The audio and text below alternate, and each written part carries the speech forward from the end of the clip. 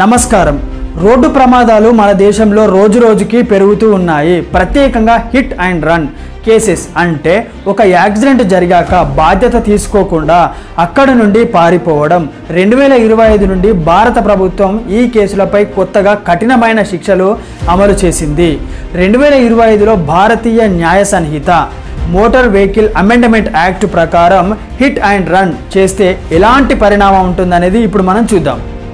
ఇలాంటి వాహనం నడుపుతున్నటువంటి డ్రైవర్ అయినా సరే ప్రమాదంలో మరణం కలిగించి బాధ్యత తీసుకోకుండా పారిపోతే అతనికి గరిష్టంగా 10 సంవత్సరాల వరకు జైలు శిక్ష లేదా 7 లక్షల రూపాయల వరకు జరిమానా విధించబడుతుంది.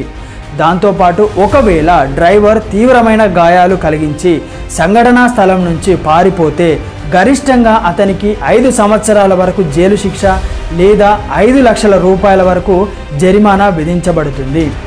మనకు ఇంతకు ముందు ఉన్నటువంటి ఇండియన్ లాస్ ప్రకారం పనిష్మెంట్ అనేవి చాలా సాధారణంగా ఉండేవి, కానీ ఇప్పుడు అవి చాలా కఠినంగా మారడం జరిగింది. మనం గుర్తుంచుకోవాల్సిన విషయం ఏంటంటే యాక్సిడెంట్ అనుకోకుండా పొరపాటున జరగవచ్చు, కానీ బాధ్యత తీసుకోకుండా పారిపోవడం పెద్ద నేరం. విక్టిమ్ని హాస్పిటల్కి తీసుకువెళ్ళిన వెంటనే పోలీస్ వారికి ఇన్ఫామ్ చేస్తే మీపై పెద్దగా కేసు అనేది ఉండదు, కానీ పారిపోతే మాత్రం జీవితం అంతా జైలు గోడల మధ్యనే గడపాల్సి ఉంటుంది. కాబట్టి రోడ్డు పై జాగ్రత్తగా డ్రైవ్ చేయాలి. యాక్సిడెంట్ జరిగిన వెంటనే బాధ్యత కూడా తీసుకోవాల్సి ఉంటుంది.